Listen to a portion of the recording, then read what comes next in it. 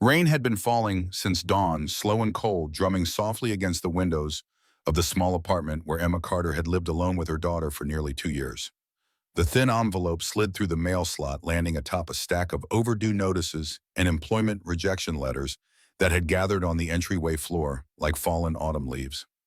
Emma sat at her kitchen table, the steam from her black coffee rising in faint wisps before her tired eyes when 10-year-old Lily appeared in pajamas too small for her growing frame.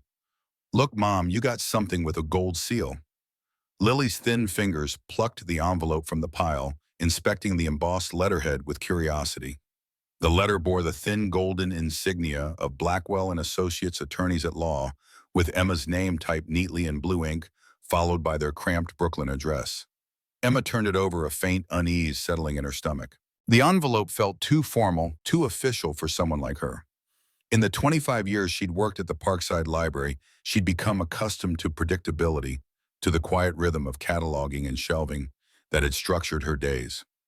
But that rhythm had been shattered 3 months ago, when budget cuts closed the library's doors forever, leaving her adrift in a sea of unsuccessful job applications and dwindling savings. "We regret to inform you of the passing of Miss Eleanor Carter." The name made Emma pause, the mug halfway to her lips. Her grandmother, or the woman she'd been raised to call grandmother, a mysterious figure she hadn't seen since her 20th birthday, long before her marriage to Robert and long before his heart had given out on a rainy Tuesday afternoon while picking up groceries for dinner. The letter continued its formal language, somehow detached from her reality. She had been named the sole heir to the Carter property located in Blue Ridge County along the western mountain ridge of Virginia. The rest was legal terminology she barely absorbed, something about probate being completed and the deed transfer awaiting her signature. The kitchen light flickered, another reminder of the aging electrical system the landlord refused to fix. Lily leaned against her shoulder, eyes wide. "What does it say, Mom? Are we rich now?" Emma folded the letter carefully. "It's from a lawyer. I've inherited Grandma Eleanor's house in the mountains." Lily's face brightened with a hope Emma hadn't seen in months. "Can we go there, please? We could have a real adventure." Emma's chest tightened. The name Eleanor Carter had always been a whisper in family conversations, the odd one, the hermit, the poor thing who lost her way. Emma had been 8 when she last visited one summer long ago. She remembered the scent of pine, the sound of a stream behind the house, the way Eleanor's hands moved when she kneaded bread or brushed dust from old leather-bound books. It had been peaceful but strange, filled with uncomfortable silences and sudden cryptic remarks from the old woman. Then the visit stopped. Her parents never explained why. Now Eleanor was gone and Emma was the only Carter left. The timing seemed almost deliberately cruel, this unexpected inheritance appearing just as her severance pay ran out, just as the final interview at Simpson's bookstore had ended with the same gentle rejection. "We're looking for someone with more digital marketing experience." 3 days later, Emma sat across from Mr. Jenkins at First National Bank, his expression professionally sympathetic as he reviewed her accounts. The overdraft fees had piled up faster than she anticipated. "Have you considered selling that mountain property you mentioned?"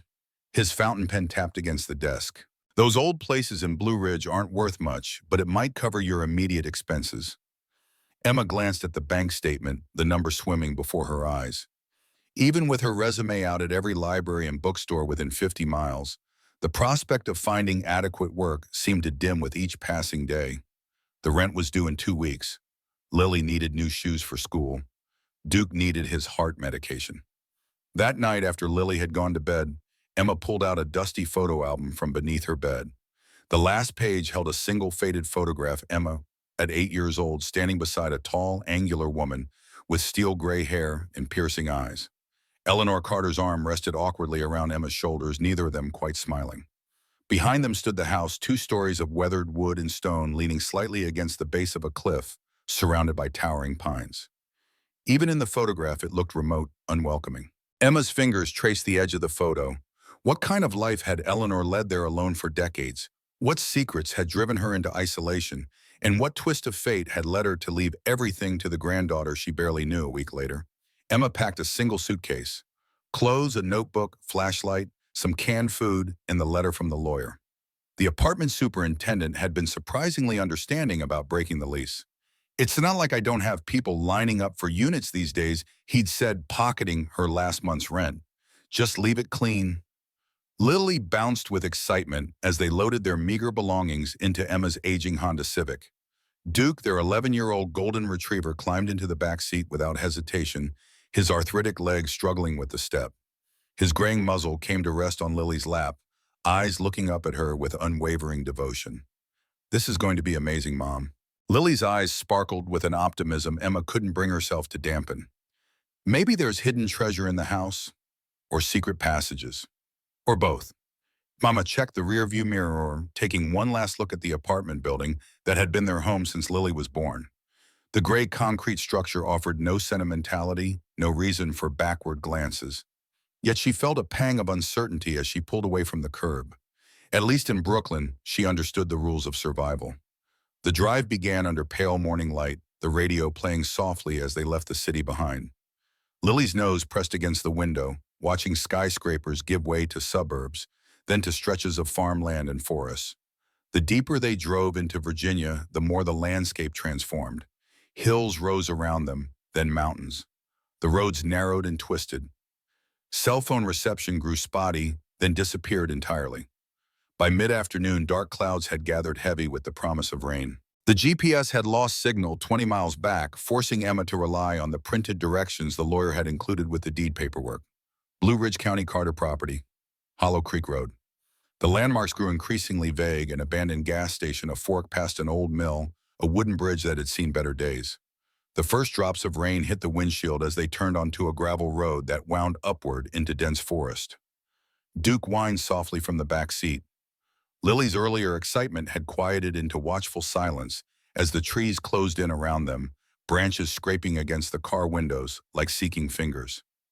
Maybe we should have waited until tomorrow, Emma murmured, squinting through the increasingly heavy downpour. The wipers struggled to keep pace, creating momentary arcs of visibility that revealed little more than the narrowing road ahead. A sharp bang interrupted her thoughts, followed by the sickening lurch of the car pulling to one side. The steering wheel jerked in her hands as the vehicle slowed, then stopped completely despite her foot on the gas pedal. Smoke began rising from the hood in thin, ominous tendrils.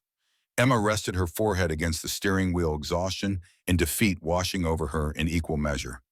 Of course this would happen here, miles from anywhere, with storm clouds gathering and daylight fading. Her roadside assistance had lapsed 2 months ago, another expense sacrificed to necessity. Lily's hand touched her shoulder, small but steady. It's okay, Mom. We're an adventure team now.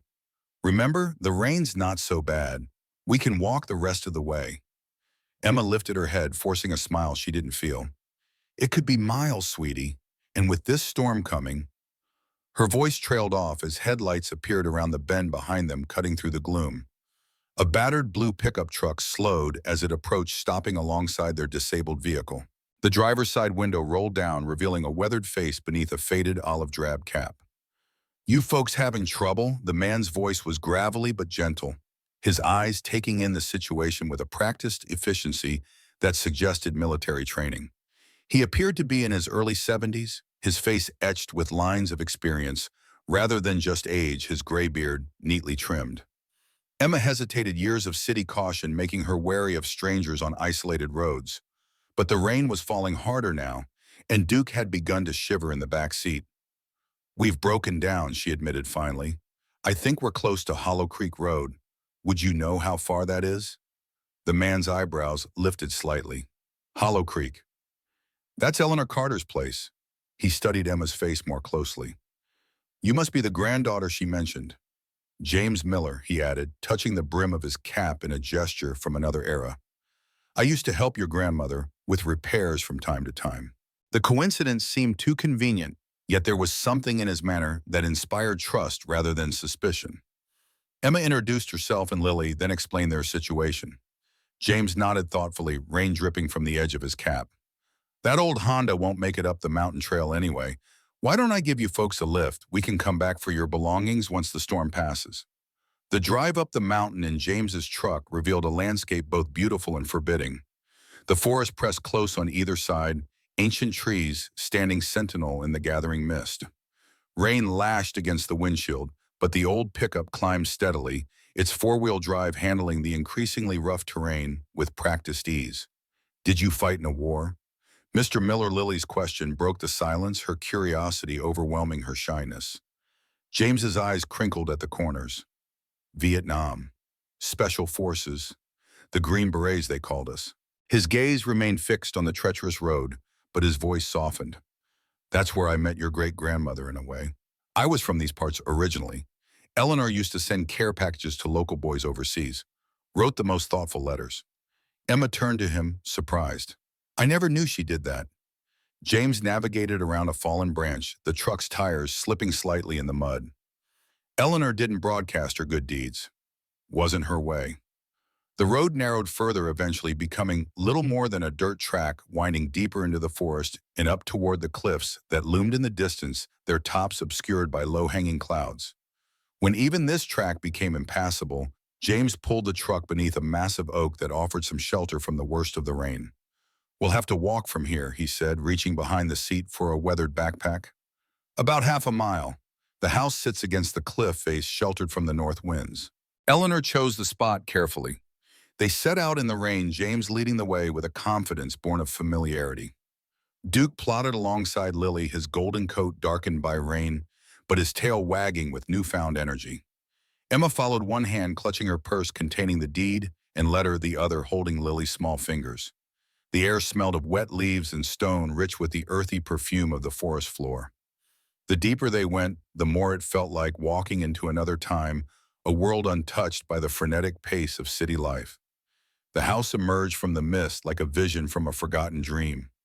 2 stories of weathered wood and native stone, its front porch sagging slightly beneath the weight of decades. Vines climbed the walls like patient explorers. Windows stared out like watchful eyes, dark and inscrutable.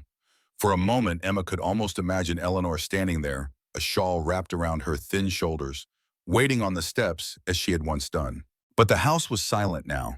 The only sounds the drip of water from the eaves and the soft shuffle of Duke's paws on the wet ground. Emma climbed the steps slowly, the boards creaking beneath her weight. The front door was unlocked. Who would come this far to steal? And when she pushed it open, a gust of cool air met her, carrying the heavy stillness of years. The main room was surprisingly intact. A wooden table stood near a stone hearth large enough to stand in chairs pushed slightly away, as though someone had risen not long ago. Bookshelves lined one wall, their contents obscured by a fine layer of dust. On the mantel lay a few photographs in simple frames, faces Emma didn't recognize, a young woman by a stream, a soldier in an old-fashioned uniform, a child sitting on a porch step. This place has been waiting for you, James said, stepping inside and removing his wet cap. The electricity's been off for months since Eleanor passed, but there's a generator out back. Should still work if we can get it started. Lily had already begun exploring, her initial trepidation giving way to the natural curiosity of childhood. Mom, there are so many books, and look, an old record player. Her voice echoed through the house, breaking the reverent silence that had fallen over Emma. The next hour passed in a flurry of practical activity.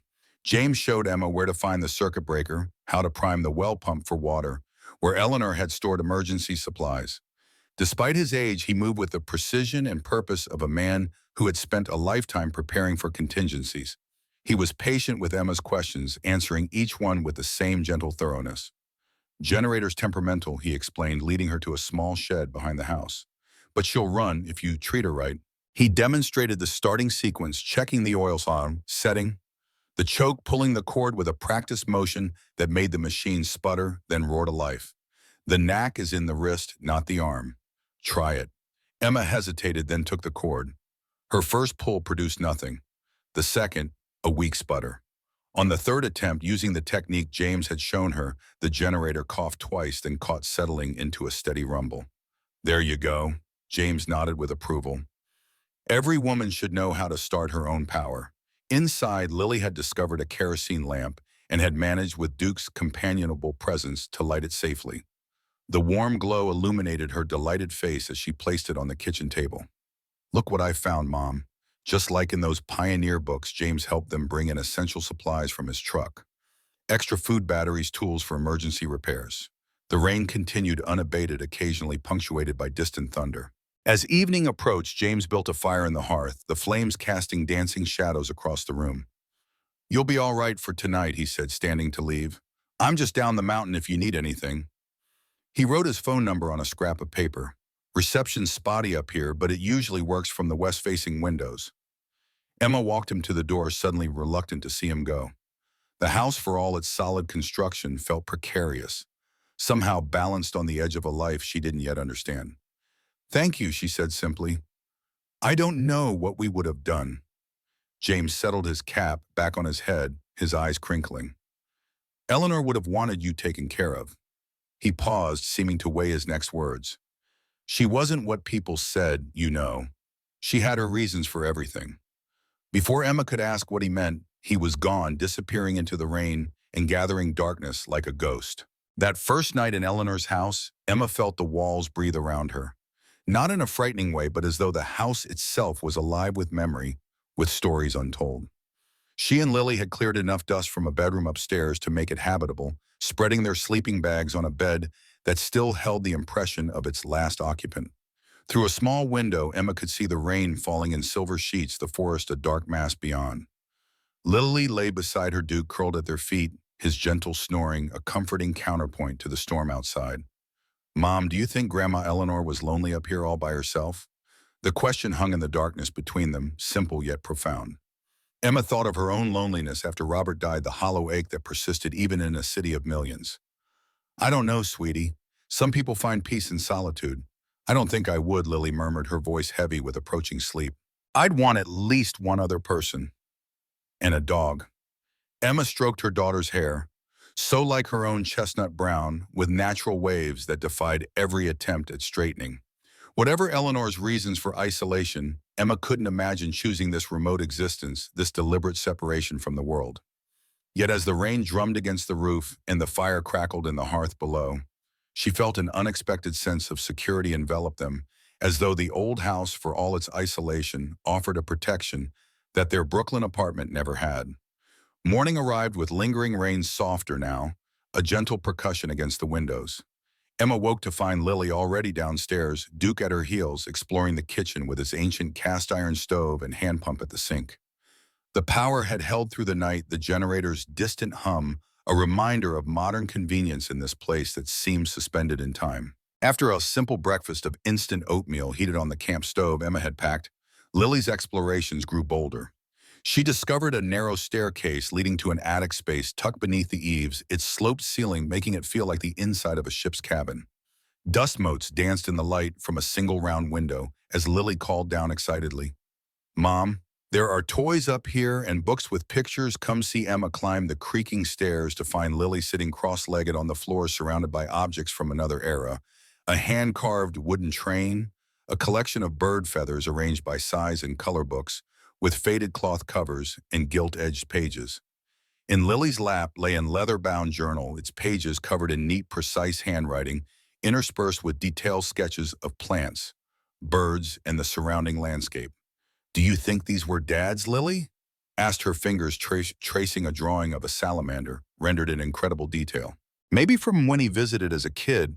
Emma shook her head, taking the journal gently. "Your father never came here. He was born that after Eleanor and my parents." Her voice trailed off, after they stopped speaking.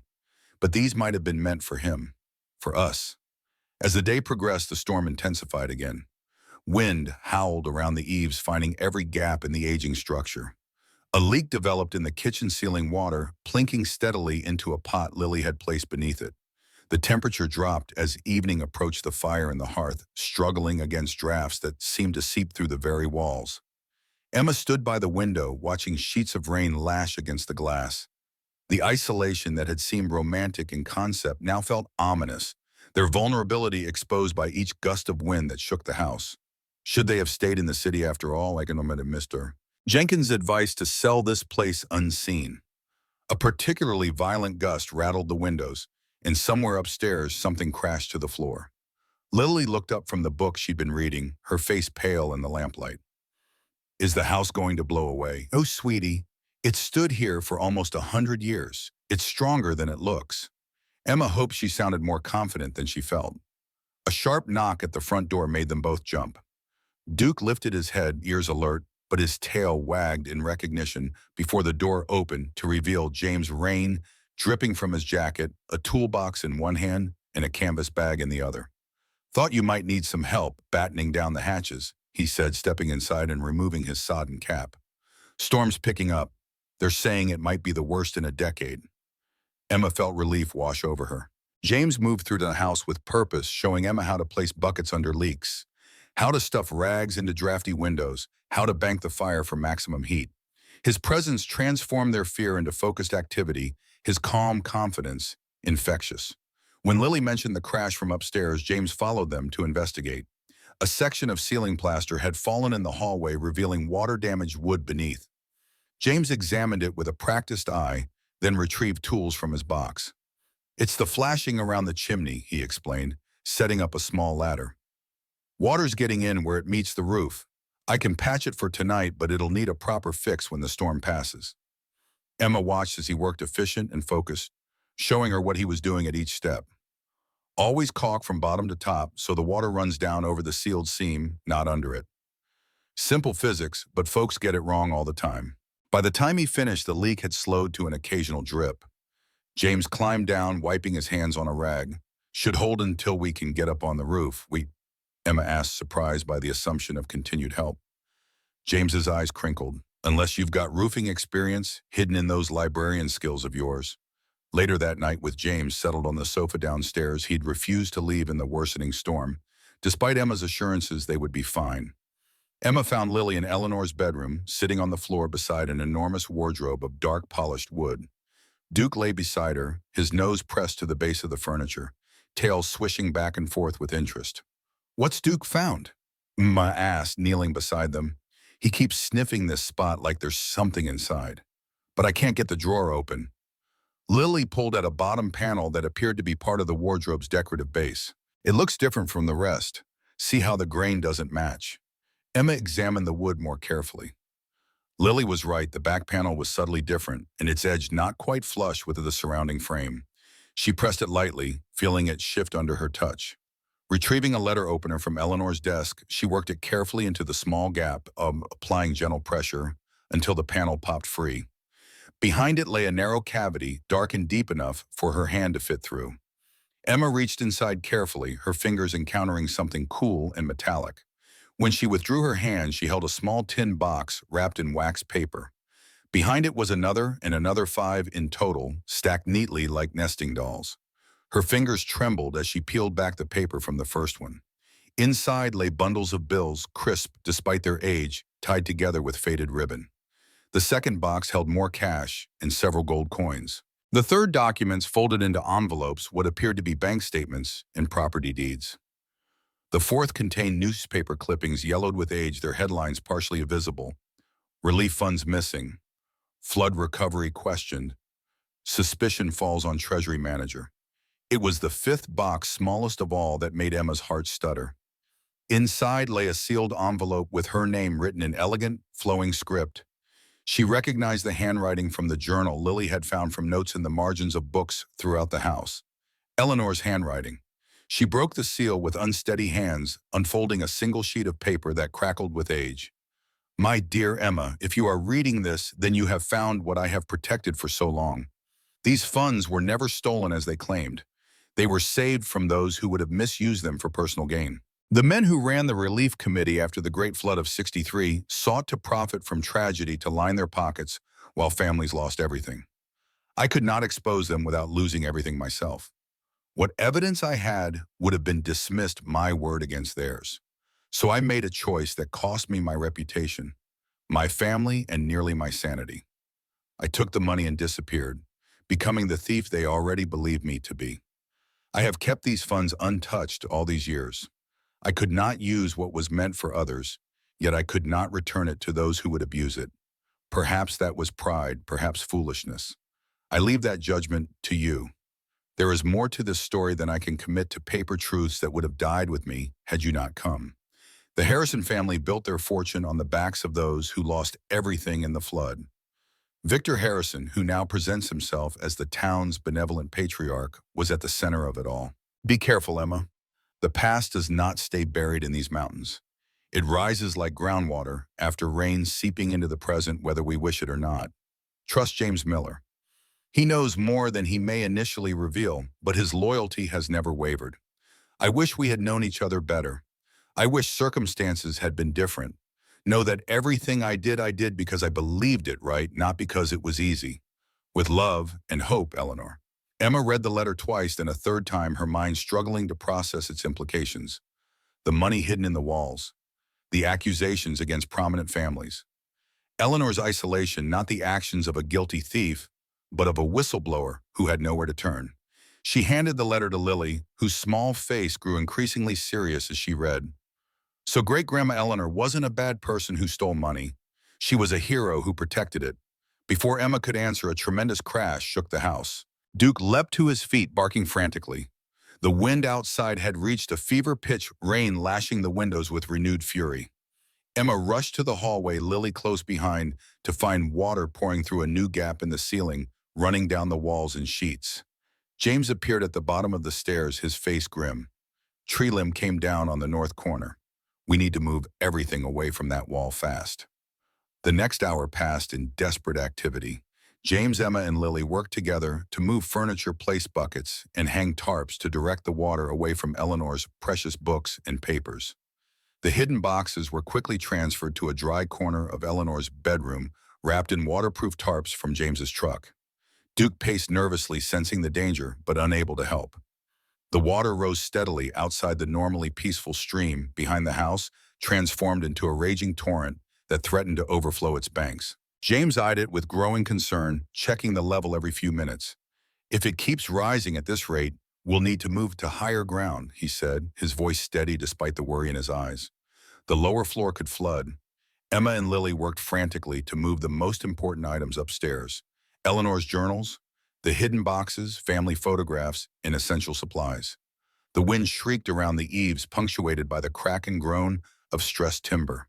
In the chaos, it took several minutes before Emma realized Duke was no longer with them. Lily noticed first, her voice rising in panic. Duke, Duke, where did he go? They searched the upper floor, calling his name, but the old dog was nowhere to be found. Emma's heart sank as she realized what must have happened. The front door repeatedly opened as they carried items inside had not been properly latched. Duke, frightened by the storm, had fled. Lily's face crumpled. We have to find him, Mom. He's old. He can't survive out there.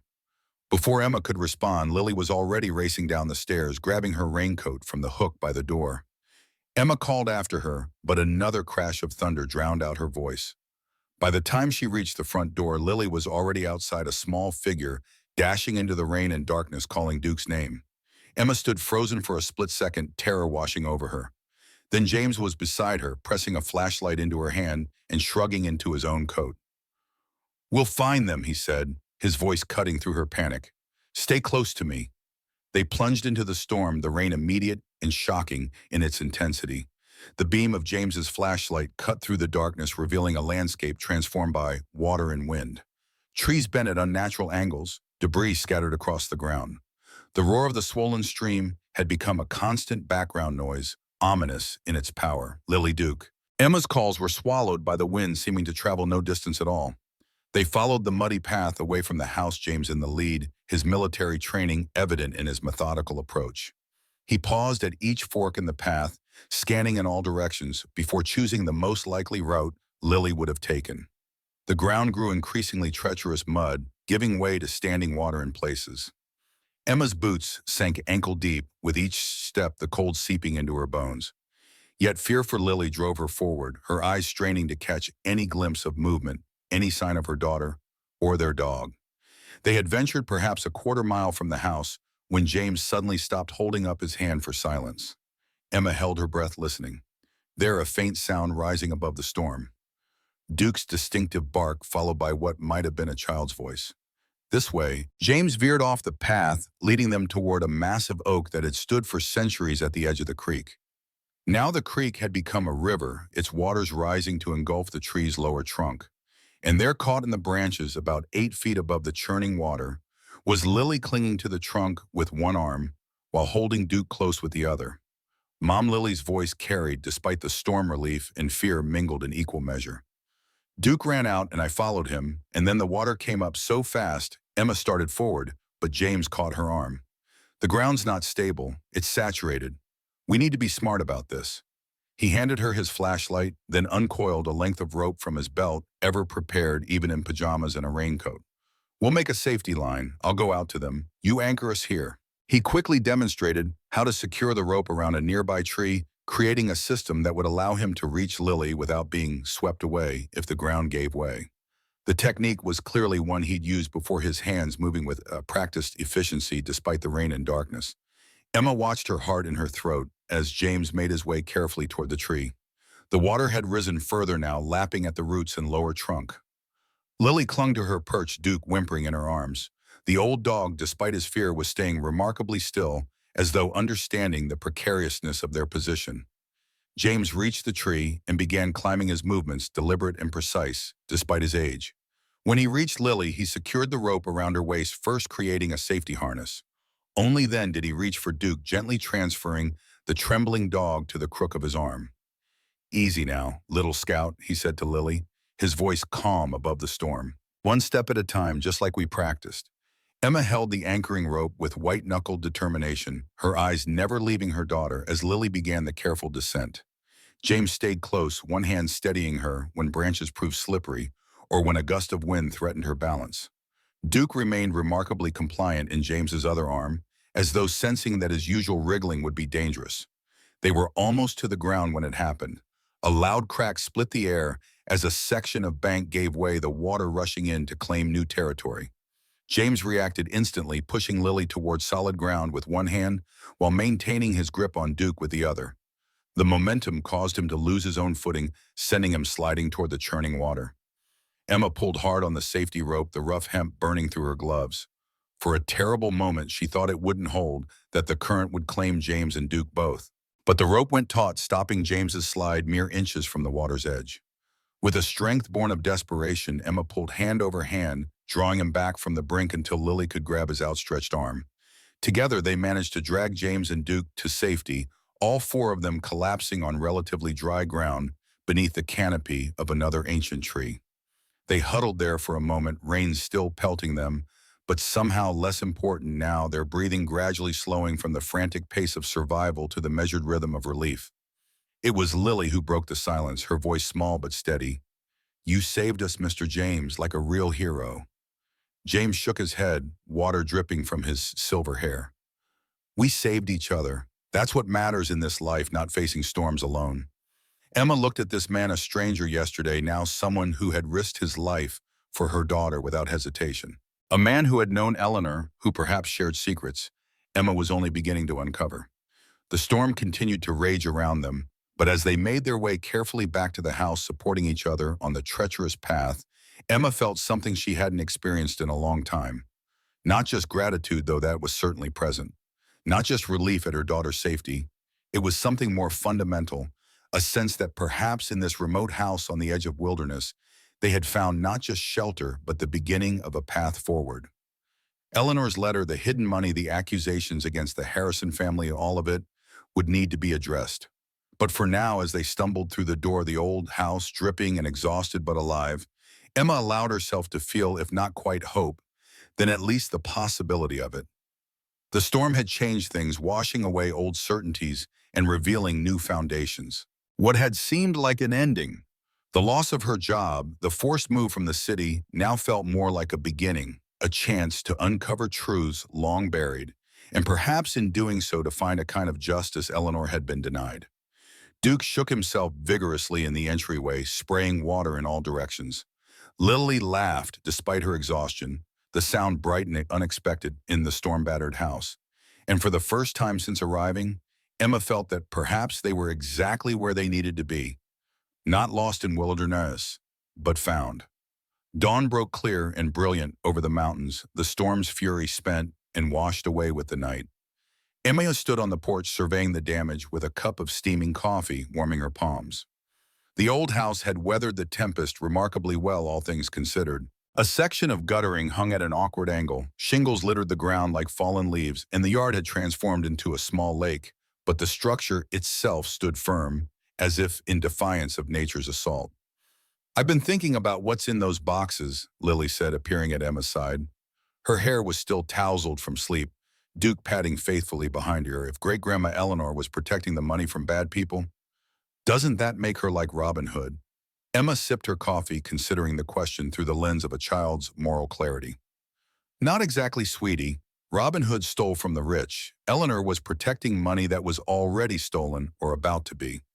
Inside, James had already begun assessing repair priorities, moving about the house with the systematic efficiency of a man accustomed to post-disaster assessment. He'd spent the night on the ancient couch, having insisted it was too dangerous to navigate the mountain road in darkness. Now, notebook in hand, he cataloged each point of damage, occasionally pausing to make a quick sketch or jot down measurements. Roof first, then the north wall where that branch came down. His finger traced a line across the page. We'll need lumber from town proper, flashing for those leaks. Shouldn't take more than a few days with the right help. The casual "we" sparked something in Emma's chest, a mixture of gratitude and wariness. After years of handling crises alone following Robert's death, the prospect of shared responsibility felt almost foreign. Emma emptied her coffee cup, decision crystallizing. Before we fix anything, I need to understand what's in those boxes. If Eleanor was hiding something, that could still be dangerous. James closed his notebook, weathered face solemn in the morning light. Might be wise to know what storm you are walking into before patching the roof. His eyes drifted toward the window, toward the town, hidden beyond rolling forested hills. Some leaks have been running a long time in this county. They spread Eleanor's hidden documents across the kitchen table, organizing them into categories: financial records, newspaper clippings, personal correspondence, legal papers. Lily established herself as official research assistant, carefully unfurling brittle papers and arranging them in chronological order with a librarian's daughter's precision. Duke settled beneath the table, his chin resting on Emma's foot, a warm anchor in this sea of unsettling revelations.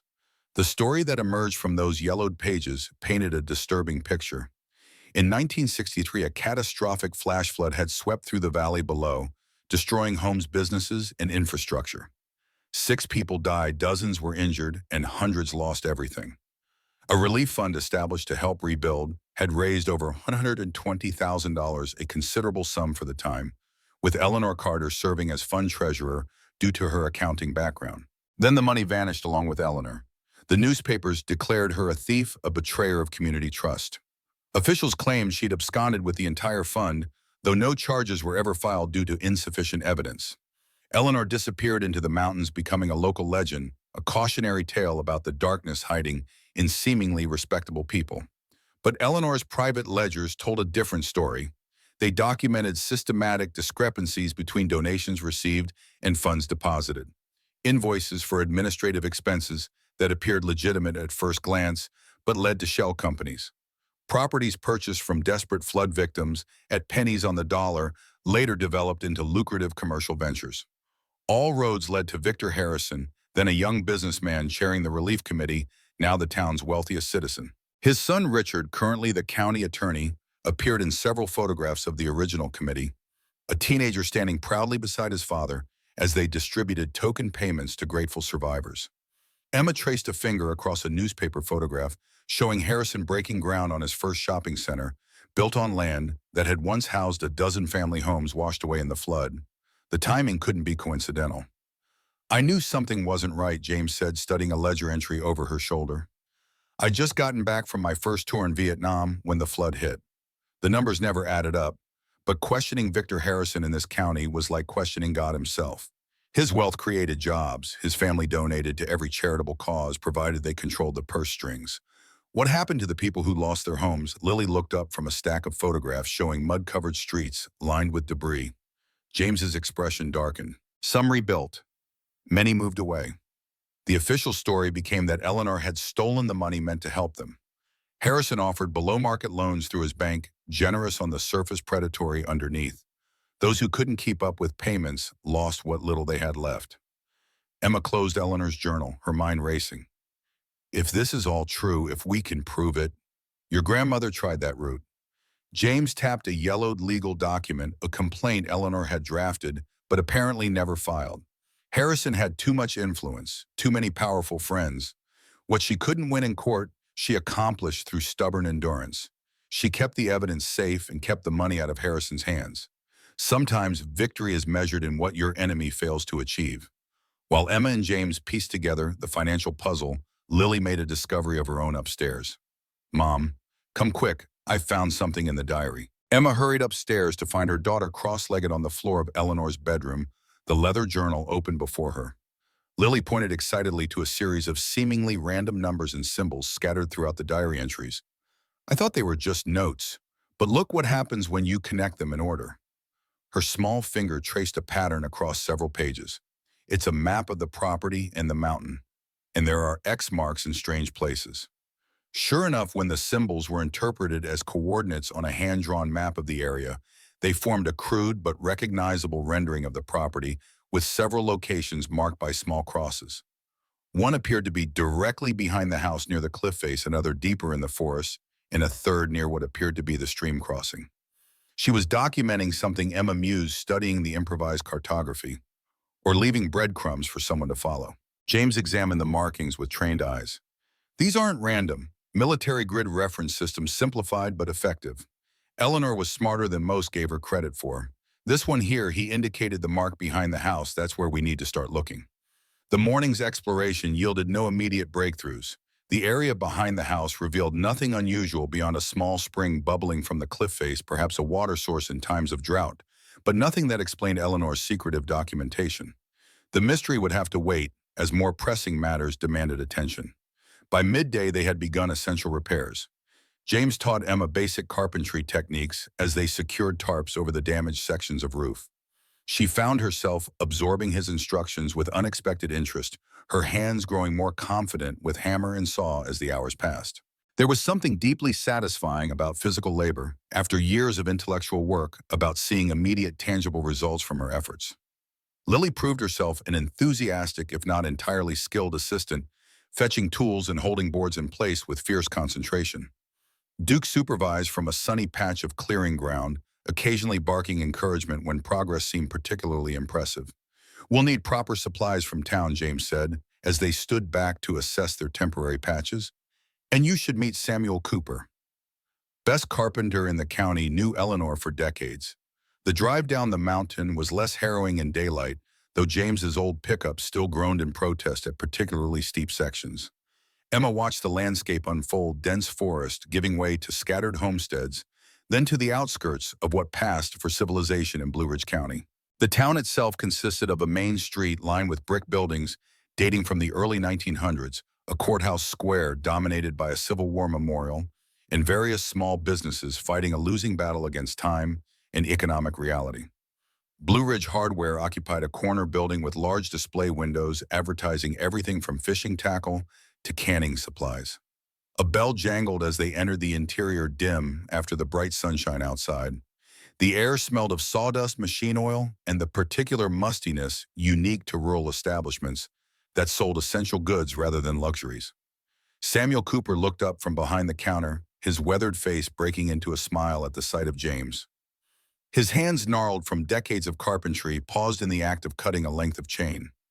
"Well, I'll be damned." James Miller with a pair of ladies in tow. The world truly is full of surprises. Samuel's handshake was firm despite his age, his bright blue eyes assessing Emma with undisguised curiosity. "So you're Eleanor's granddaughter. Thought you might be another city speculator when I heard someone had inherited the property." His gaze shifted to Lily, softening noticeably. "And who might this young engineer be?" Lily straightened proudly. "I'm Lily Carter. I helped fix the roof this morning." As James and Samuel discussed repair materials, Emma noticed how other customers paused their shopping to study her, some with outright suspicion, others with poorly disguised interest. Small towns had long memories, and the name Carter clearly still carried weight here, though not necessarily the positive kind. When the supplies were loaded and James stepped outside to secure them, Samuel leaned across the counter, voice lowered. "Your grandmother helped me rebuild after my workshop burned in '78. Refused to take a dime in payment, said it was what neighbors did." His eyes held Emma's steadily. "Never believed what they said about her. Some of us knew better." Before Emma could respond, the hardware store door opened, admitting a well-dressed man in his mid-40s, his tailored suit incongruous among the work clothes and casual attire of the other customers. The room's atmosphere shifted immediately, conversation dying as the newcomer surveyed the store with the confidence of someone accustomed to deference. "Richard Harrison." Emma realized recognizing him from the newspaper photographs, older now, but with the same sharp features and calculating eyes as his father. His gaze locked onto her recognition and something harder flickering across his face. "Ms. Carter, I presume." His smile didn't reach his eyes. "News travels fast here. I've been meaning to stop by and welcome you to our little community."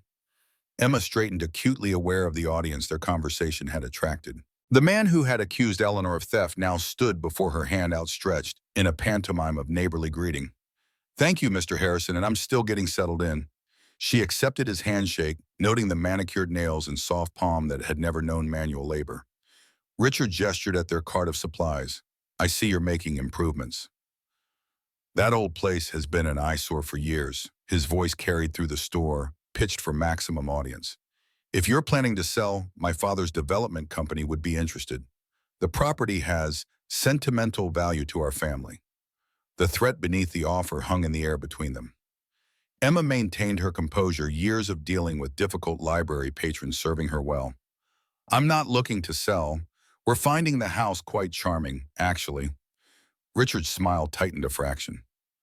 "Well, charm doesn't keep the rain out or meet county building codes. Those old places can be dangerous." His gaze slid to Lily, the implication clear. "I'd hate to see anyone get hurt because of unsafe conditions." With a final nod to the room at large, he departed, leaving behind a silence that buzzed with unspoken commentary. Samuel broke it first, his weathered face grim as he totaled their purchases. "Watch yourself with that one. Apple didn't fall far from the tree, and that tree's roots run through every institution in this county." The next stop was the post office, a small brick building with faded American flag hanging limply in the still air. Inside, behind a counter worn smooth by decades of parcels and letters, they found Olivia Bennett, her silver hair pulled back in a neat bun, bifocals perched on the end of her nose as she sorted mail with practiced efficiency. Unlike the hardware store's cautious welcome, Olivia's reaction to Emma was immediate and warm. She abandoned her sorting, coming around the counter to clasp Emma's hands in her own. "Lord above, you've got Eleanor's eyes. I'd know that Carter look anywhere." Her smile encompassed Lily as well. "Every Christmas for 50 years, your grandmother sent me a card with a pressed flower from her garden. Never missed once, even after everything happened." As Olivia issued Emma a new P.O. box key, Eleanor had maintained a box for decades, the accumulated junk mail and utility bills creating a paper record of her isolated existence. She shared memories of a different Eleanor than the newspapers had portrayed, a woman who anonymously sent books to the school when the library budget was cut, who somehow knew which families needed help with winter heating bills, who kept faith with the community even after it had turned against her. You wouldn't believe how many unmarked envelopes appeared when the Peterson boy needed that special surgery, or when the drought hit the Valley Farms in '92. Olivia's eyes twinkled knowingly. No return address, but the handwriting was distinctive if you knew what to look for. Their final stop was the Mountaineer Diner, a roadside establishment with vinyl booths and a menu that hadn't changed since the 1970s. James had insisted they needed a proper meal before heading back up the mountain, and the prospect of food not heated on a camp stove held undeniable appeal. The diner fell silent when they entered, conversations pausing as faces turned to examine the newcomers. James nodded to several older men seated at the counter, receiving respectful nods in return. He guided Emma and Lily to a corner booth where they could observe the room while maintaining some privacy. After ordering, James excused himself to speak with a group of men his age gathered around a table near the back. Emma watched their interaction. The firm handshakes, the subtle nod toward her, the serious expressions that occasionally broke into appreciative chuckles. These were his people, she realized. Fellow veterans who carried their own invisible burdens from a war most Americans preferred to forget. Lily leaned close, her voice hushed with excitement. "Mom, that man with the blue hat is missing 2 fingers, and the one in the plaid shirt has a purple heart pin, just like the one in James's truck. Do you think they fought in the war together?"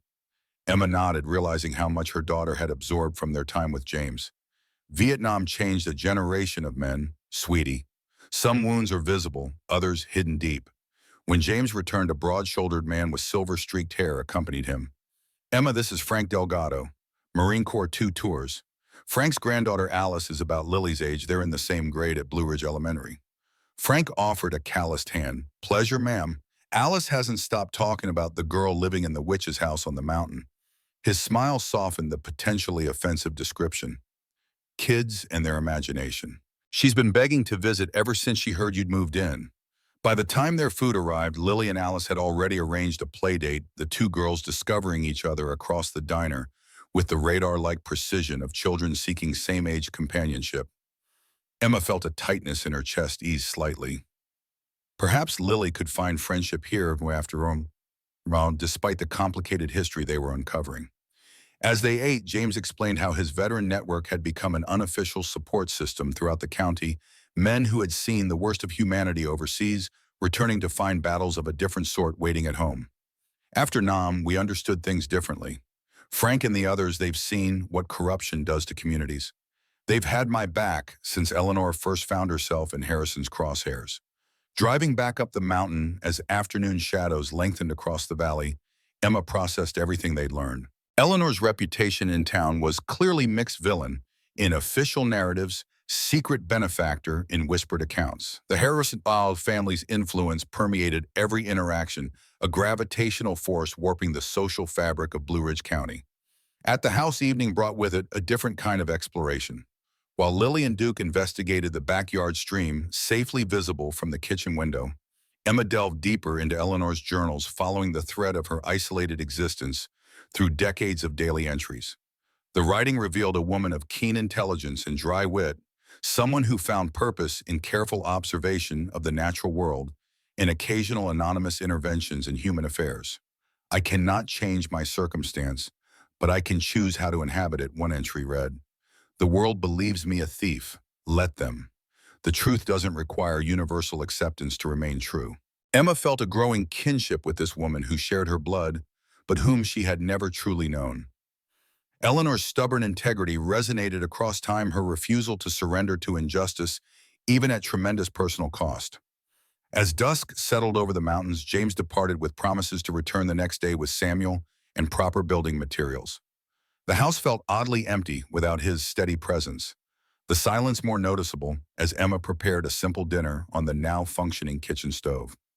After Lily had gone to bed exhausted from the day's adventures, Emma continued reading by lamplight, losing herself in Eleanor's world. The steady ticking of the grandfather clock in the hallway marked time's passage, Duke's occasional dream whimpers, the only other sound in the sleeping house. She must have dozed off in Eleanor's armchair, for she woke with a start to Duke's low growl, not his playful sound, but something deeper warning. The living room lay in darkness, the lamp having burned out while she slept. Outside, a vehicle's headlights swept briefly across the front windows, then vanished. Duke stood rigid by the window, hackles raised, staring into the darkness. Emma reached for her phone, finding it dead. The house's temperamental electricity had failed again during the night. The landline on the wall remained ominously silent when she lifted the receiver. Cut or simply ancient wiring failing. She fumbled for matches, lighting a candle from the emergency supplies James had organized. The flame cast eerie shadows as she moved cautiously through the house, checking windows and doors. Everything seemed secure, yet Duke's continued alertness suggested otherwise. In the kitchen, Emma found the first sign of intrusion, a drawer partially open that she distinctly remembered closing. Heart pounding, she examined the room more carefully, noting subtle signs of disturbance. Papers on the desk rearranged. A chair slightly askew. Near the boxes they had re-hidden behind Eleanor's wardrobe panel lay a small note she hadn't written. Stop digging into the past. You don't know who you're dealing with. It was signed simply B. Sleep proved elusive after that discovery. Emma sat in Eleanor's rocking chair by the window, shotgun across her lap, an ancient weapon James had shown her how to load and aim, though she prayed she'd never need to use it. Duke lay at her feet, his senses far more attuned than hers to the night sounds around them. Morning brought James as promised, along with Samuel in a truck full of building materials. Emma showed them the note, watching their faces darken with concern, but not surprise. Brandon Whitley, Samuel said, recognizing the initial. Harrison's personal fixer. Former county sheriff, retired, but still does the family's dirty work when something needs handling quietly. It was James who noticed the smoldering cigarette butt near the propane tank behind the house, carelessly, or perhaps deliberately discarded against the dry, wooden siding. The small flame had barely taken hold, charring an area the size of a dinner plate before dying out in the morning dew. A warning or attempted arson, thwarted by humid mountain air. Together, they inspected the entire property, finding signs of surveillance but no additional threats. Emma related the midnight intrusion while they worked James and Samuel, exchanging glances that spoke of long acquaintance with Harrison's intimidation tactics. By mid-afternoon, they had made significant progress on the roof repairs. Samuel proved as skilled as James had claimed, his arthritic hands still possessing an almost magical ability with wood and tools. He taught Emma how to identify original hand-hewn beams worth preserving versus newer additions that could be replaced, his knowledge of historical construction methods transforming the chore into a lesson in mountain craftsmanship. The day passed in productive labor, Lily alternating between helping with simple tasks and exploring the property's boundaries under Duke's watchful supervision. By sunset, the most critical repairs were complete, the house more weather-tight than it had been in years.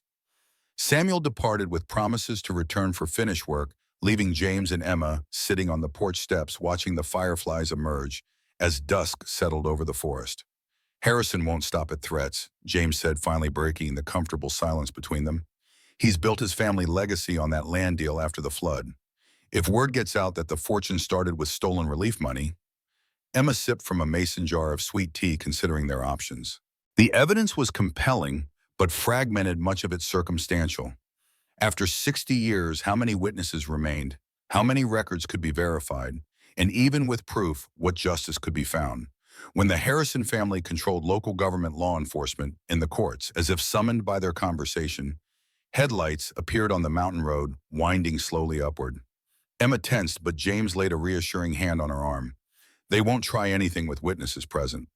His confidence stemmed from decades of evaluating threats, a skill honed in jungle warfare and rural conflicts alike. The vehicle that emerged from the trees was not Brandon Whitley's truck, but a gleaming black Lincoln Navigator, incongruously pristine on the rough mountain road. It stopped before the house, the engine purring expensively in the evening quiet. Two men emerged, one elderly but unbowed by his years, the other middle-aged and familiar from their hardware store encounter. Victor and Richard Harrison stood side by side, surveying the property with the assessing eyes of developers calculating square footage and potential return on investment. Victor leaned heavily on a polished walnut cane, his tailored suit and carefully groomed white hair projecting prosperity and authority. Despite his age, he must be nearly 80.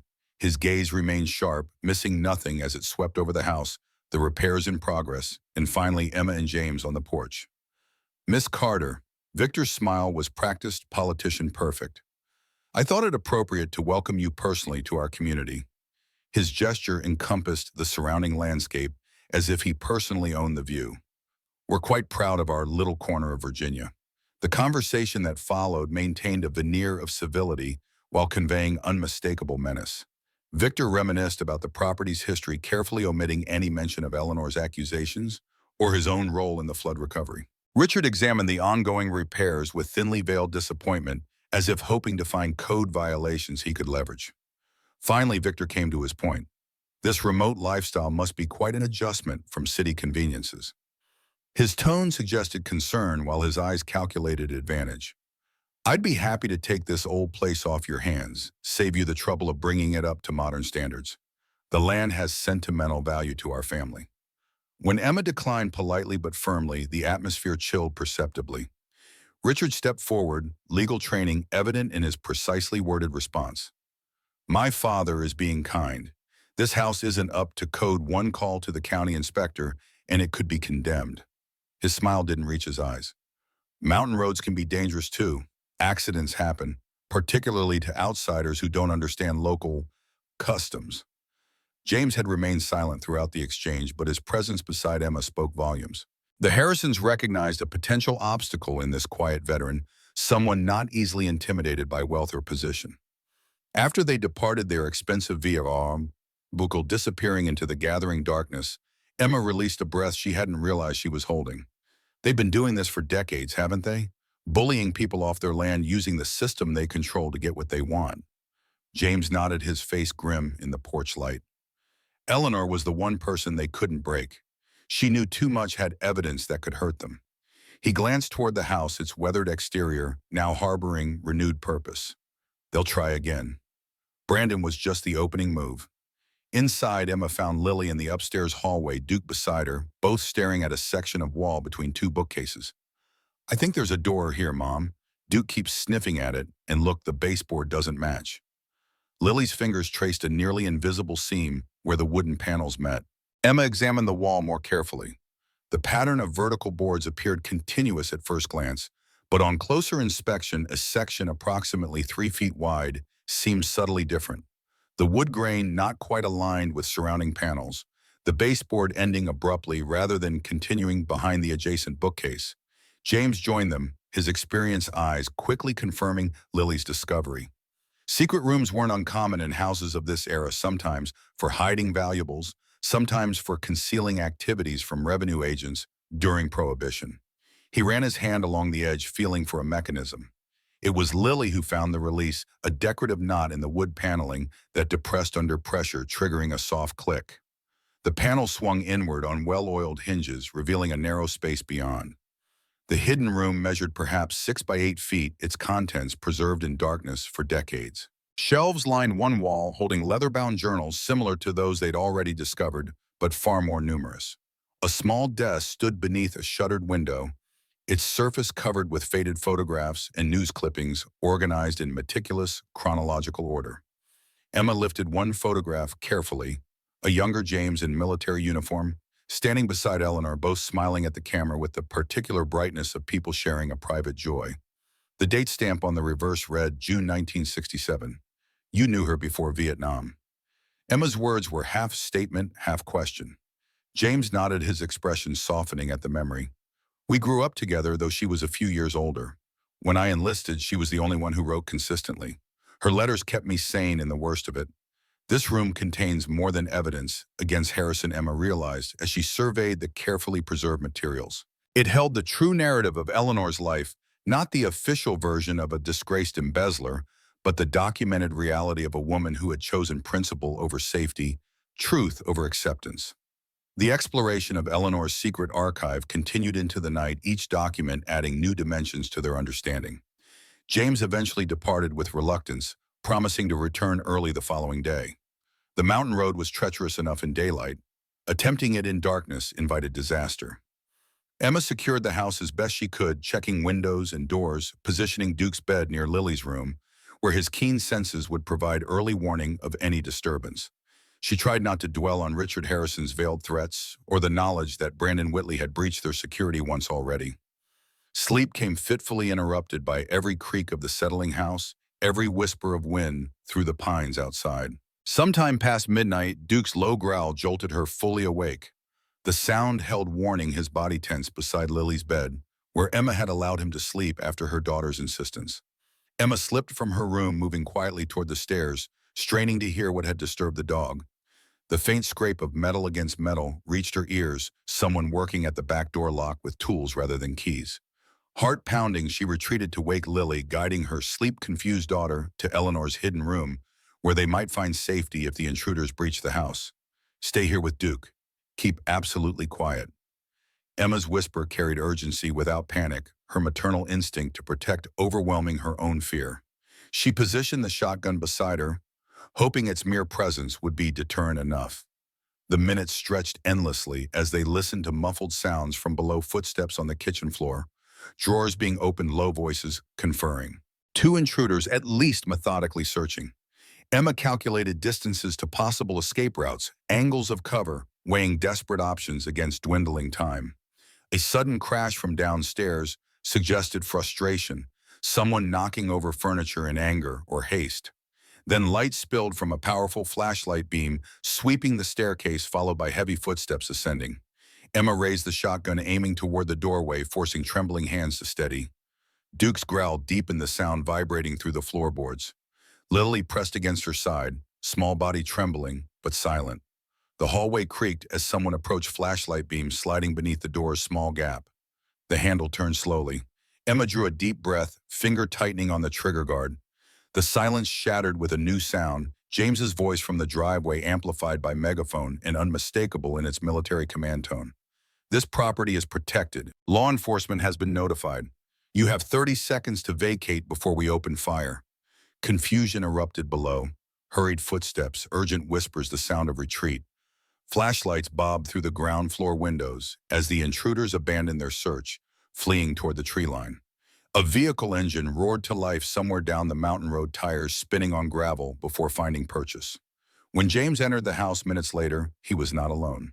Three men from the diner accompanied him, Frank Delgado, and two others, all carrying hunting rifles and moving with the coordinated precision of men who had trained together decades earlier. They secured the property methodically, checking each room before giving the all-clear. I had a feeling they might try something tonight. James's expression was grim as he inspected the damaged back door.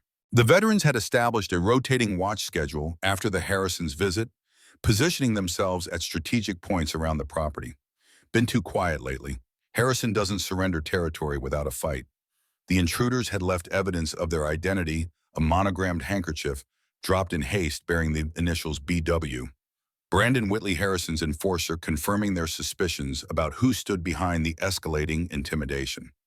Emma made coffee for the impromptu security detail, while Lily, remarkably resilient, peppered the veterans with questions about their watch rotation and communication system.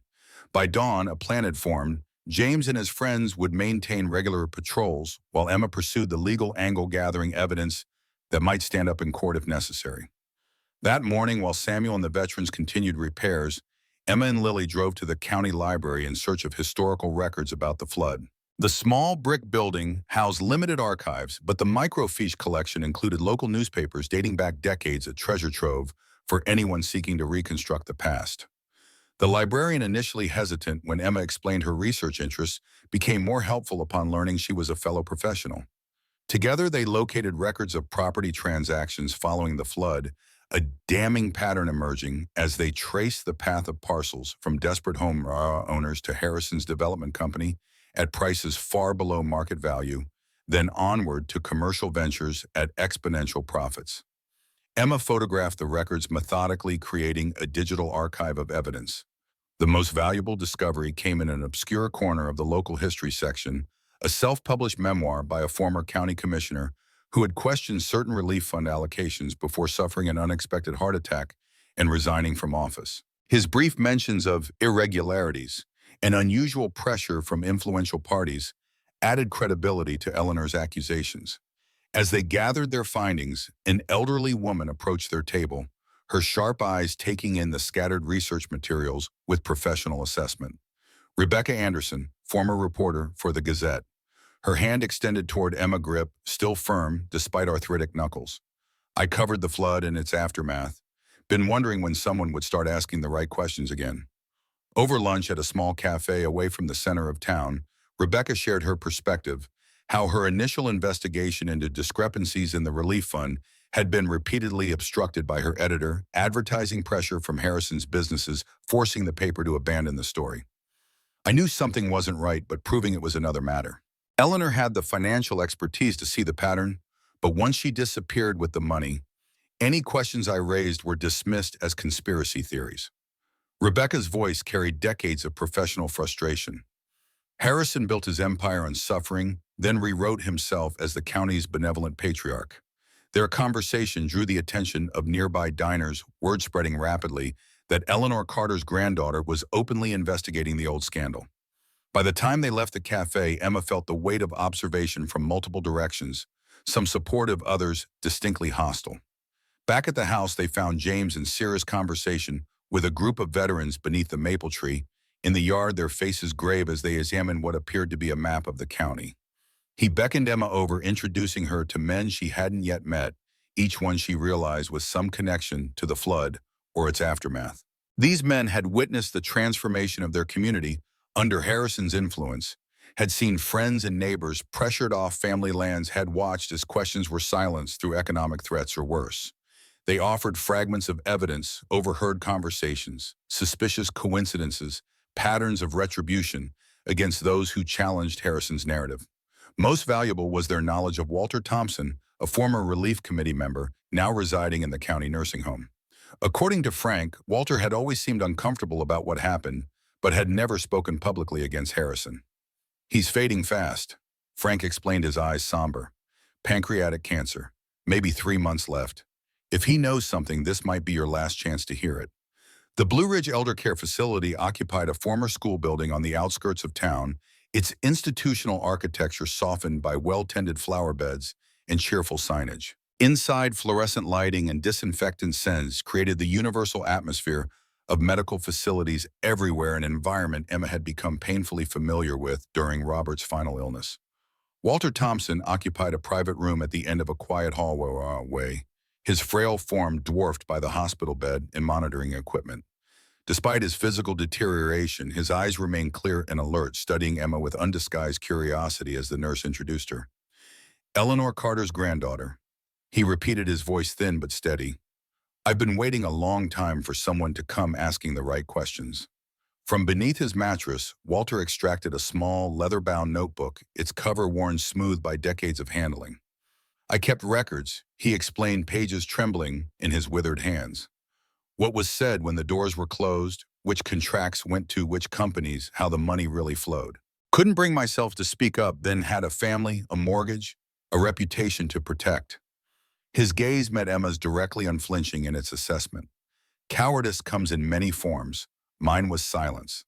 The journal detailed how Victor Harrison had systematically manipulated the relief fund, diverting money meant for victims into shell companies he controlled, using the stolen funds to purchase properties from desperate flood survivors, then developing those properties into the commercial empire that now dominated the county. Eleanor discovered the discrepancies during a routine audit. Walter's spidery handwriting recorded the confrontation, how she had approached Harrison privately, first offering him the opportunity to correct the errors before they became public knowledge. How Harrison had offered her a percentage to keep quiet. How when she refused, he had threatened her not just professionally but physically. She took the money to protect it. Walter's certainty carried the weight of decades of silent witness. She knew if she went public, Harrison would destroy the evidence and claim she was lying. If she went to the authorities, they'd already been bought. So she made a choice: become the villain in Harrison's story, but deny him the funds he sought to steal. His admiration for Eleanor's sacrifice was evident in every carefully chosen word. As they prepared to leave, Walter held Emma's hand with surprising strength. I should have stood with her back then. We all should have. His eyes carried the particular clarity of the dying regret, balanced against the urgent need for reconciliation. Perhaps it's not too late for some measure of justice. The drive back to the mountain was subdued, the weight of Walter's testimony settling into Emma's consciousness. She now possessed concrete evidence confirming Eleanor's accusations, financial records, witness testimony, property transaction details. But would it be enough after 60 years? And what form could justice take when the primary victims had long since passed away or moved on? Evening cast long shadows across the clearing. As they approached the house, the repairs now substantially complete, thanks to Samuel's expertise and the veteran's willing hands. The transformed structure stood prouder against its mountain backdrop, weathered siding, repaired new shingles gleaming on the previously damaged roof sections. Lily raced ahead with Duke, eager to show Alice Delgado, who had joined them that afternoon, while her grandfather worked the rope swing James had constructed from a massive oak branch. The girls' laughter floated across the yard, a counterpoint to the serious matters weighing on the adults' minds. Emma found herself drawn to Eleanor's study, to the photographs she had barely examined in their initial exploration. One image in particular caught her attention: a young woman holding a baby standing beside another woman Emma recognized as Eleanor. She turned it over, reading the faded inscription, Eleanor with Catherine and baby Thomas, 1960. Thomas, her father's name. Emma's hands began to shake as she traced the connections, the dates, the resemblance, too striking for coincidence. She searched frantically through Eleanor's journals until she found an entry from 1960. Gave my son to Catherine today. She will raise him as her own. It's better this way. He deserves a name untainted by scandal. The truth hit Emma like a physical blow, reorganizing her understanding of family and identity in an instant. Eleanor wasn't her grandmother. She was her grandmother's sister, which made her Emma's great aunt. The woman Emma had known as Grandmother Catherine had adopted Eleanor's child when she fled after the scandal. Eleanor hadn't just sacrificed her reputation and future. She had given up her own child, Emma's father, to protect him from the fallout of her stand against corruption. Emma sat in Eleanor's study long into the night, the photograph of her father as an infant cradled in her trembling hands. The house creaked and settled around her, its ancient beams bearing witness to yet another family secret rising to the surface like groundwater after rain. Duke lay at her feet, his gentle breathing a steady counterpoint to the chaos in her mind. The truth reordered her entire sense of self in an instant. Her father had died believing he was Catherine's biological son. Emma herself had grown up visiting Grandma Catherine on holidays, never suspecting the complex web of sacrifice and protection that had shaped their family tree. Had her father ever suspected? Had Catherine ever considered telling him the truth? She found Lily awake when she finally climbed the stairs, sitting cross-legged on her bed with Eleanor's journal open before her. "Mom, I found something else. There's a letter tucked in the back. It's addressed to my son when you're ready to know." Her small fingers held out an envelope yellowed with age, but never opened the seal intact despite decades of waiting. Emma took it gently, her heart constricting at the sight of her father's name written in Eleanor's careful script. A letter never delivered explanations, never offered truth preserved, but never shared. Emma broke the seal with reverent care, unfolding pages that crackled with age. "My beloved son, by the time you read this, you will have learned the difficult truth of your origins. I pray that the knowledge brings understanding rather than pain. Know that giving you to my sister Catherine was the hardest choice I ever made, but also the only one I could live with. When I stood against corruption, I knew they would destroy everything I loved in retribution. I could weather their attacks on my character, my livelihood, even my safety, but I could not bear to see you suffer for my decisions. Catherine loved you as her own from the first moment. In every way that matters, she was your mother. My role was simply to bring you into this world and ensure you had the chance to grow beyond the shadow of scandal. I've watched you from a distance all these years, seen you grow graduate Mary. My heart soared with each achievement, ached with each struggle. At times I nearly broke my silence. But what right had I to disrupt the life you'd built on Catherine's love? If you choose to seek me out after reading this, I will welcome that chance with an open heart. If you choose to leave the past buried, I will understand that too. Either way, know that you have been loved completely by two mothers, one who raised you and one who surrendered that privilege to protect you. With eternal love, your mother." Eleanor Emma folded the letter closed, tears blurring her vision. Her father had died never knowing this truth, never having the chance to decide whether to seek out his birth mother or maintain the life he'd built on what he believed was solid ground. Had Catherine known about this letter? Had she intercepted others? The questions multiplied without answers, the dead keeping their secrets beyond reach. When she could breathe normally again, Emma returned to Lily's room, finding her daughter still awake, watching her with solemn eyes that seemed too wise for her 10 years. So great-grandma Eleanor gave up her baby to keep him safe, even though it made everyone think she was bad. Emma nodded, settling beside Lily on the narrow bed. Sometimes protecting the people we love means making impossible choices. Lily considered this, her face serious in the lamplight. "That's the bravest thing I've ever heard." Her small hand reached for Emma's, squeezing with surprising strength. "We have to tell people the truth. For great-grandma Eleanor, and for Grandpa Thomas, even though he's not here anymore."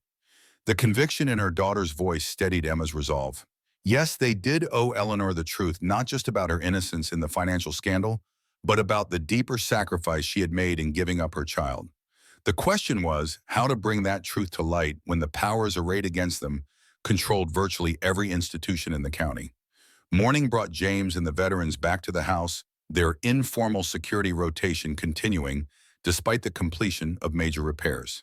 Emma shared her discovery about Eleanor's true relationship to her father, watching James's expression shift from surprise to a deeper, more complex emotion she couldn't immediately identify. I wondered, he admitted finally, his weathered hands cradling a coffee mug as they sat on the newly repaired porch. The timing fit. Thomas was born right before the flood, and Catherine started bringing him to family events not long after Eleanor disappeared up here. But it wasn't my place to question. "Did you and Eleanor—" Emma left the question unfinished, suddenly understanding the depth of connection that had existed between them. James gazed toward the distant mountains, his eyes seeing across decades. "We were young with all the foolishness that entails. I shipped out for my first tour right after Thomas was born.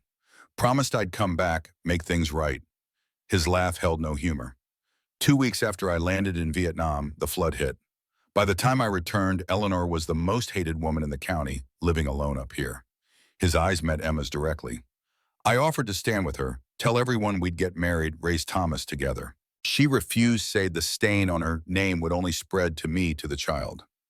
She made her choice to protect both of us. Slowly, James revealed how he had kept faith with Eleanor across the decades, checking on her from a distance, helping with the repairs the property needed, ensuring she wasn't completely isolated despite her reputation. Not a romantic relationship after that early separation, but a bond of loyalty and shared purpose that had weathered time as steadily as the mountains themselves. Then she left the property to my granddaughter. Emma tried to process this additional layer of connection, this deliberate choice that had brought her family full circle. James nodded. Eleanor knew the Harrisons would make a move for the land after she passed. She needed someone with the right combination of legal standing and personal motivation to stand against them. His smile carried a hint of the young soldier he'd once been. She always did think 3 moves ahead. The next days passed in careful preparation. Emma worked with Rebecca Anderson and Walter Thompson to assemble and document all available evidence of the flood fund manipulation. Lily, with Duke never far from her side, appointed herself chief archivist, organizing the materials with meticulous care while adding her own observations to the margins. James coordinated with his veteran network, establishing a discreet but effective security presence around the property. Samuel Cooper continued finish work on the house, restoring details that had deteriorated over decades of minimal maintenance.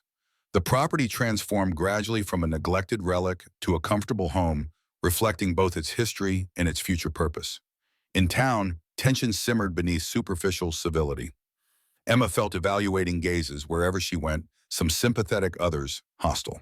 The Harrison influence manifested in subtle ways. The bank suddenly questioning paperwork for Eleanor's estate transferred, the county inspector appearing without warning to cite minor code violations, supplies for the house repairs mysteriously back-ordered at Blue Ridge Hardware until Samuel intervened. Each obstacle strengthened Emma's determination. She began visiting Walter Thompson regularly, recording his testimony about the Relief Committee's operations and Harrison's manipulation of funds. His health deteriorated visibly with each passing week, but his mind remained sharp, his memory for details uncanny as he reconstructed events 60 years past. I should have spoken up when it mattered. Walter told her during one visit, his voice weaker but his eyes fierce with purpose. Let an innocent woman take the blame rather than risk my own position. His thin fingers clutched Emma's with surprising strength. There's a particular shame in surviving when you've abandoned your principles. Don't let them silence you the way I silenced myself. Emma researched local and state archives, constructing a timeline of property acquisitions following the flood. The pattern was damning. Every major Harrison development had begun with land purchased from flood victims at prices far below market value, often from families facing foreclosure on damaged homes when relief funds mysteriously failed to materialize. Most valuable was Walter's journal detailing closed-door committee meetings where Harrison had redirected funds to administrative expenses and consulting fees for companies that proved upon investigation to be shells he controlled. The paper trail, fragmentary but compelling, supported Eleanor's version of events across 6 decades. As Emma built her case, Richard Harrison escalated his countermeasures. County officials discovered structural issues that might render Eleanor's house unsafe for occupation. The road leading to the property suffered mysterious damage that the county highway department deemed low priority for repair. Anonymous calls questioned whether a single mother should be raising a child in such remote conditions. Their most serious challenge came when Richard Harrison filed a petition challenging the property transfer, claiming irregularities in Eleanor's will and suggesting Emma had exercised undue influence over an elderly relative. The legal maneuver would tie the property in court for months or years, exactly as Harrison intended. Emma might have faltered against this coordinated pressure if not for Lily's unwavering enthusiasm and James's steady support. Her daughter had blossomed in the mountain environment, forming friendships with Alice Delgado and other local children, learning practical skills from James and his veteran friends, developing a fierce connection to the land and its history. I know what Great-Grandma Eleanor should have done, Lily announced one evening as they reviewed their growing evidence file. She should have gone public with everything at once, like super public, where everyone could see, not just telling officials who were already bought. Then they couldn't have twisted it all around. Emma considered her daughter's insight childlike in its directness, but fundamentally sound. Private accusations could be denied, evidence could disappear, witnesses could be pressured. But public revelation, properly documented and widely distributed, created its own momentum that even the Harrisons might struggle to control. An opportunity presented itself in the upcoming 60th anniversary commemoration of the flood. The town had planned an elaborate ceremony at the rebuilt community center, the same building where relief funds had once been distributed. Victor Harrison was scheduled to speak as he had at every significant anniversary, positioning himself as the county's benevolent patriarch who had guided recovery efforts. Emma formulated her plan carefully, consulting with James, Rebecca, and Walter. They would need irrefutable evidence, multiple witnesses willing to speak publicly, and perfect timing. Most critically, they would need to ensure their revelations couldn't be silenced or dismissed before reaching the wider community. Rebecca Anderson arranged for the current editor of the Gazette to attend, promising an exclusive that would redefine local history. Walter Thompson, despite his failing health, insisted on being present even if it required an ambulance transport and medical supervision. James's veteran network committed to attending en masse, providing both moral support and a physical buffer against potential interference. The morning of the commemoration dawned clear and bright, the mountains standing sentinel in crisp autumn splendor.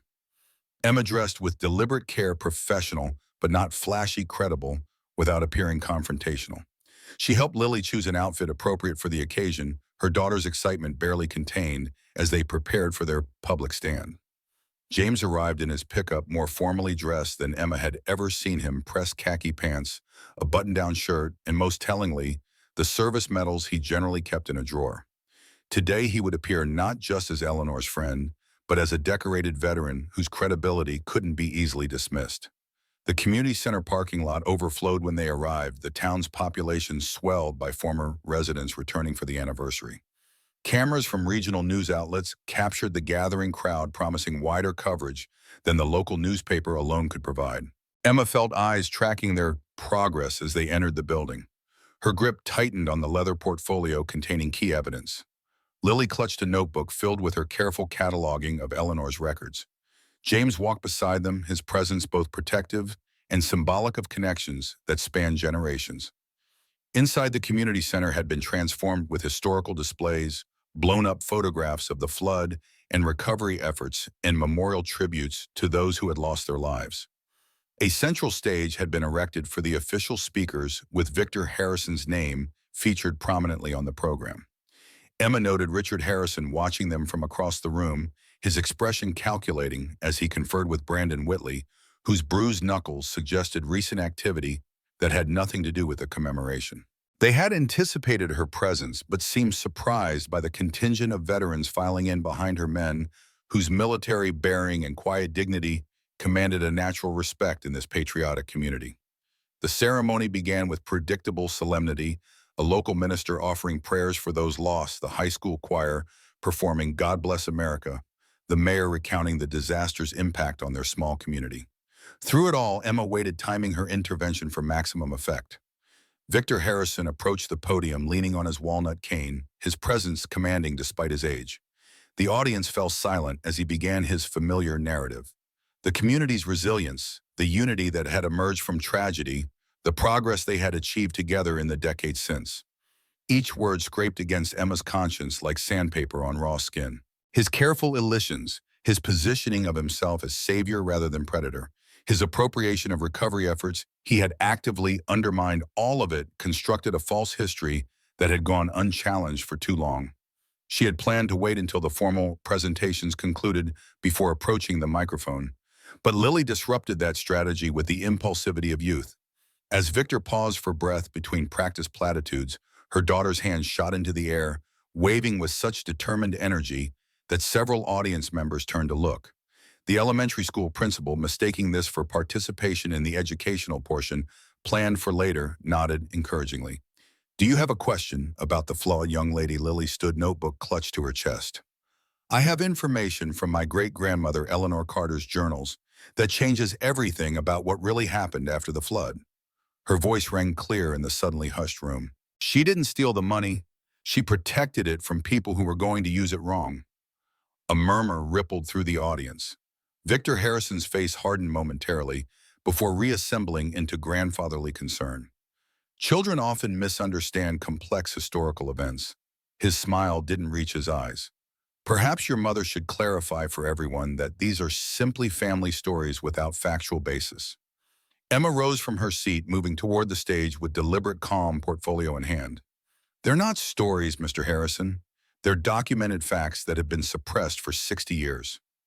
Richard Harrison moved to intercept her, but James and Frank Delgado blocked his path, their positioning casual but unmistakable in its message.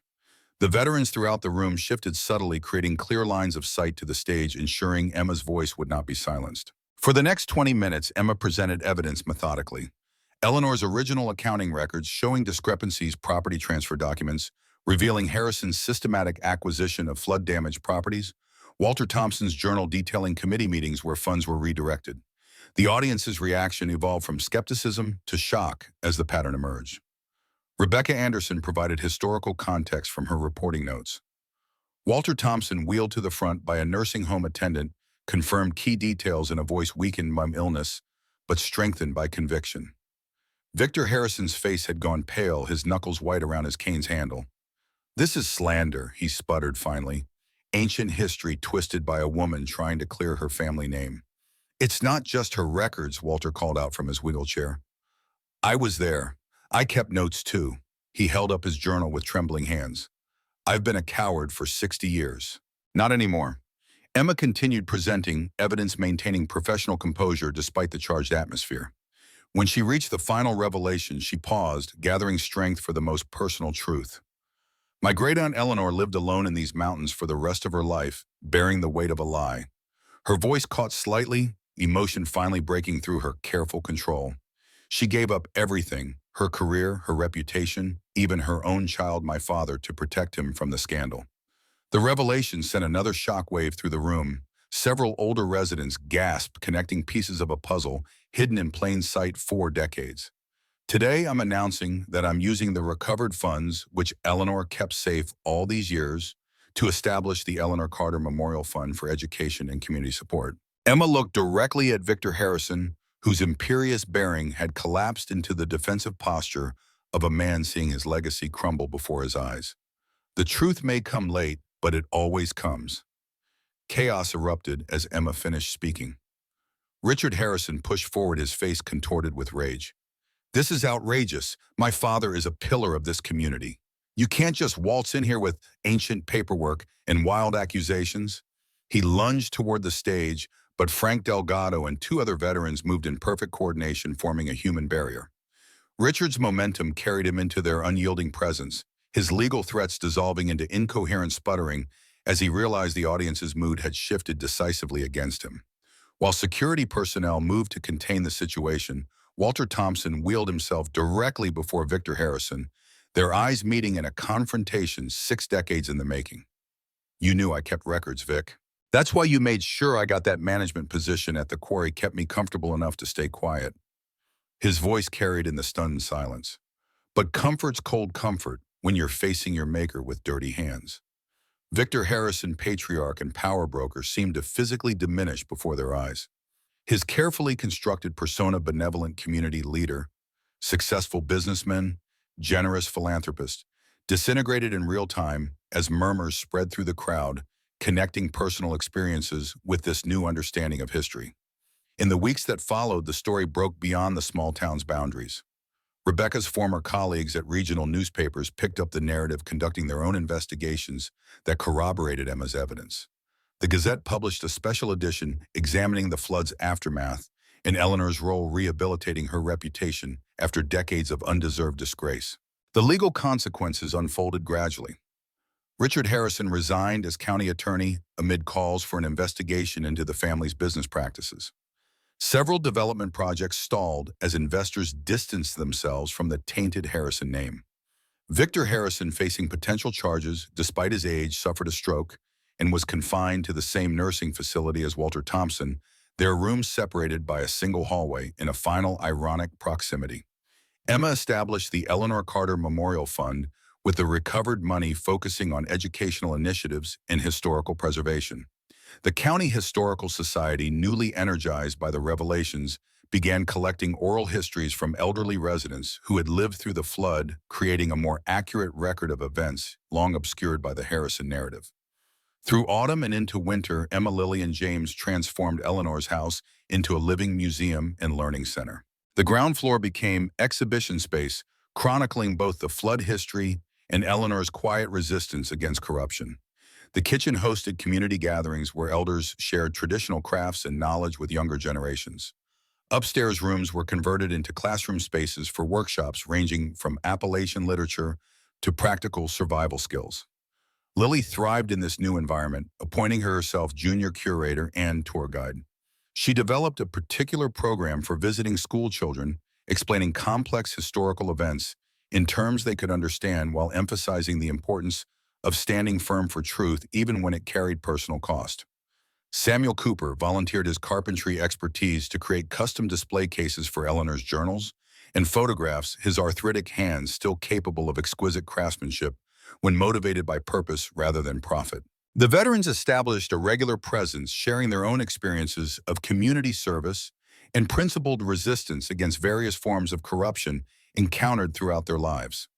6 months after the commemoration ceremony, as spring brought new growth to the mountain, an unexpected visitor arrived at the center. Michael Harrison Richards' son and Victor's grandson stood awkwardly in the entrance, his resemblance to his father and grandfather unmistakable, despite his more casual dress and diffident manner. Emma approached him warily, uncertain of his purpose, after months of legal maneuvering and public accusations between their families. Lily hovered nearby Duke at her side in protective watchfulness. Michael's gaze moved across the transformed space, taking in the exhibits the visitors engaged in various activities, the palpable sense of community that had been established in what was once a place of isolation. "My grandfather died last night," he said finally, his voice quiet in the busy room. "Before he went, he asked me to give you this." He handed her a folded note, the Harrison family seal embossed on expensive stationery. Emma read it later alone by the fireplace with Duke at her feet. In shaky handwriting, Victor had written simply, "She was right, I was wrong. May God forgive me." She placed the note in Eleanor's journal and looked around at the house that had once held so much silence. Now it breathed with new life, the rooms bright with children's artwork, the kitchen fragrant with coffee and freshly baked bread from community gatherings. On the mantel, Emma had placed the photograph of Eleanor holding infant Thomas, alongside pictures of her own life, her late husband, Robert, Lily's school portraits, new friends from town. The center's official opening ceremony took place exactly 1 year after Emma and Lily had first arrived on the mountain. The governor sent a representative. Regional media covered the event, and most meaningfully, dozens of local residents attended in support. Walter Thompson had not lived to see this culmination, but his testimony remained central to the historical exhibits, his courage in finally speaking truth honored, alongside Eleanor's decades of principled resistance. Michael Harrison attended, separated from his father's legacy by both choice and circumstance. In the months since Victor's death, he had begun untangling the complex web of Harrison family holdings, working with state investigators to identify and address historical wrongs where possible. His legal training, once expected to continue the family's manipulation of county governance, was now directed toward establishing more transparent systems and accountability measures. "My father refuses to accept what's happening," Michael confided to Emma during a quiet moment at the ceremony. "He's still talking about appeals, countersuits, reputation management." His smile held sadness rather than bitterness. "But the family trust is in my control now, and I'm making different choices." Michael's most significant contribution came in the form of historical records from Harrison family archives, documents his grandfather had preserved despite their potentially damaging content, perhaps as leverage against former associates, or maybe in his final years as acknowledgement of truths he couldn't publicly admit during his lifetime. These materials filled critical gaps in the historical record, providing context that even Eleanor hadn't been able to document. As summer settled over the mountains once more, Emma stood on the porch watching Lily and Alice Delgado demonstrate fire-building techniques to a group of visiting children. James supervised nearby, occasionally correcting hand positions or offering encouragement. Duke lay in a patch of sunshine, his aging body soaking up warmth while his alert eyes tracked the children's movements. The house beneath the cliff no longer represented exile or disgrace. It had become instead a nexus of community, a place where truth was valued above comfort, where different generations exchanged knowledge and perspective, where healing occurred not through forgetting the past, but by confronting it honestly. Emma had found unexpected purpose in this inheritance, not just a property or financial legacy, but a moral obligation to continue Eleanor's work of standing firm against corruption and self-interest.